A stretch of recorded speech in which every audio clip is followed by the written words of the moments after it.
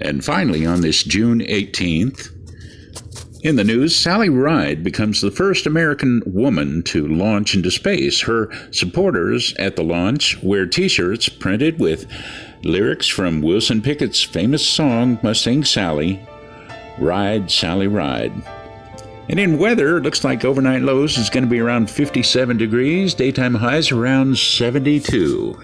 And that's the news. Here's a song by Pete Carlson and The Dreamer's Dream. It started as a dreamer's dream, has vanished.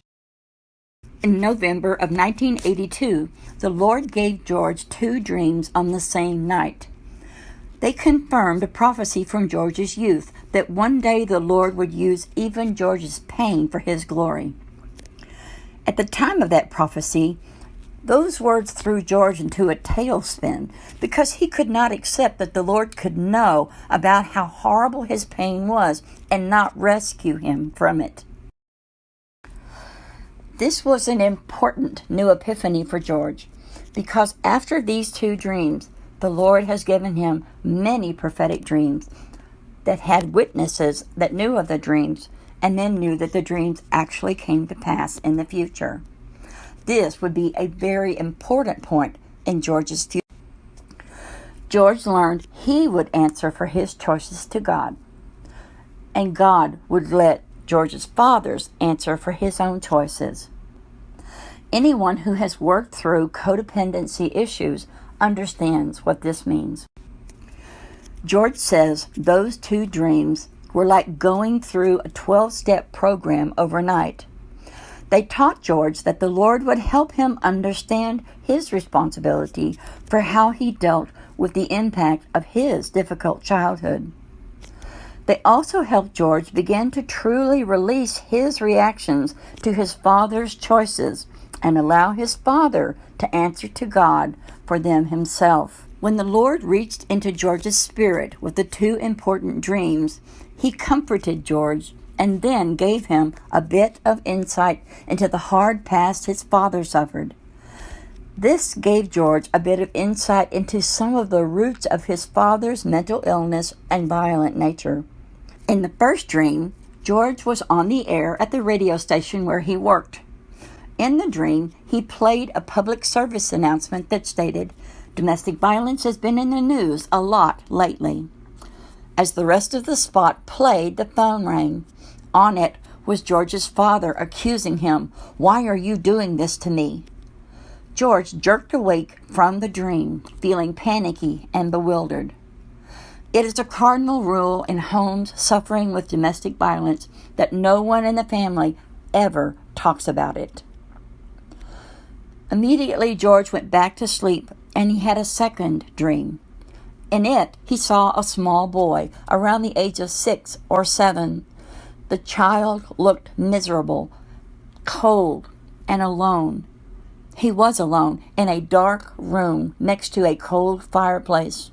The only light in the room was the nodding flames of a nearby kerosene lantern. When George got close enough to see the boy's face, it was his father. George knew that his father lost his father when he was only 6 years old. And in the dream, the Lord was reminding him that many times people fall into all kinds of sins after hard things happen, especially when that person does not know the Lord. A few weeks after the dream, George felt blindsided when he played a new PSA while he was on the air, and sure enough, it said, "Domestic violence has been in the news a lot lately." George's station manager was in the studio with him, and the moment the PSA began to play, George jumped up, asked the other man to take the board, and fled the station. He fled, fearing that the phone might ring, and on it might be his father.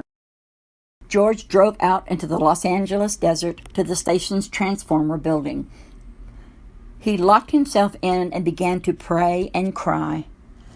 There and then, the Lord began bringing the woman's prophecy over him to pass by helping him overcome his heart. This prepared George to allow the Lord to use even his childhood pain to minister to others, just as the Lord is doing right now for some of the people who will see this video. George had been walking the journey of a prodigal for over a year when the Lord gave him the two important dreams late in 1982. By May of 1983, the Lord led George to rededicate his life back to him while listening to Billy Graham on the radio on the National Day of Prayer. Immediately after, the Lord provided George a home with Christian men who shared rent for a nice home in Hollywood. George returned to Christian fellowship at Church on the Way in Van Nuys, California, and they had a strong Sunday school class. He had been serving a number of weeks in the Church on the Way prayer room each Saturday morning. That Saturday morning, his prayer time was very fractured with his worries. After the prayer time, he went and helped one of his roommates, whose name was Tom, paint his brother's house. While they were painting, they heard a new song from Pete Carlson come over the radio. It was The Dreamer's Dream.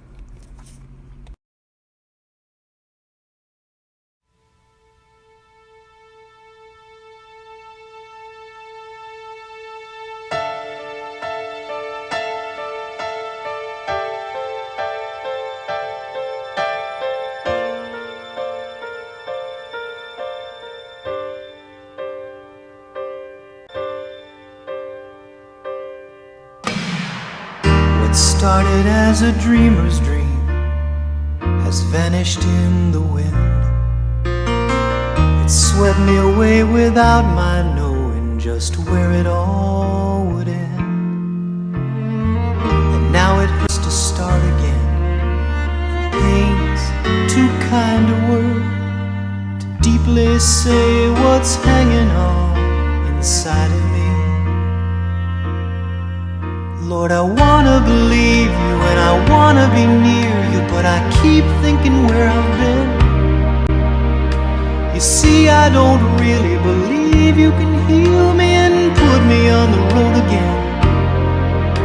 You'll just have to take me, fill me and break me until I can clearly see that you are making me. Answers I've been told before don't apply to questions asked. It's gonna take much more than conversation to bring me back. Still memories linger like morning mist and cloud my troubled soul. It seems too much for me to put them all away. Lord, I wanna believe you and I wanna be near you, but I keep thinking where I've been. You see, I don't really believe you can heal me and put me on the road again.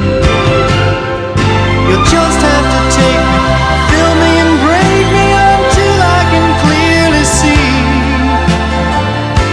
that you are making me. And quoted all the verses, and I know each one by heart, but I can't find that sense of calm assurance. So help me in this moment as I struggle to survive. Must there be this sadness before joy?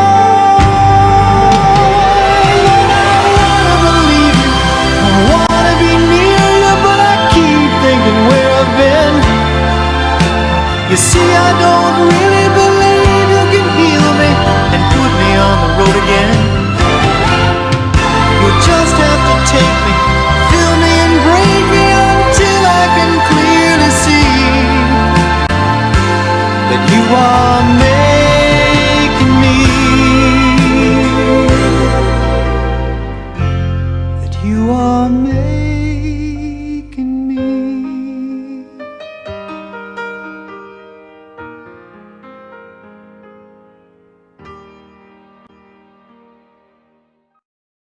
As George listened to the dreamer's dream, the lyrics were his story.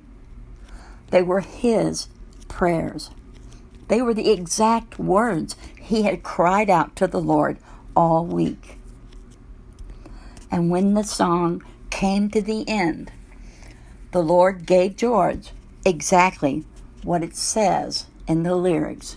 It gave him true joy and peace concerning the hard memories of his past. The next day at church, the Christian couple rushed up to George and gave him a cassette tape of the brand new song. Everyone is tempted to hang on to hard things. The Lord wants to give us His perspective of those hard things, and especially His perspective of the important relationships surrounding them. When there are hard things, the Lord wants to immediately lead us back to what George and Suzanne have learned to call the level path of Jesus' peace. It is only on this level path that Christians learn about another kind of crossways. Not the crossways that leaves us fractured and unhappy because of hard things, but the crossways of Jesus' cross, which is the bridge over which we can cross away from the difficult things, the hard memories, and into the will of the Lord. Shalom, y'all.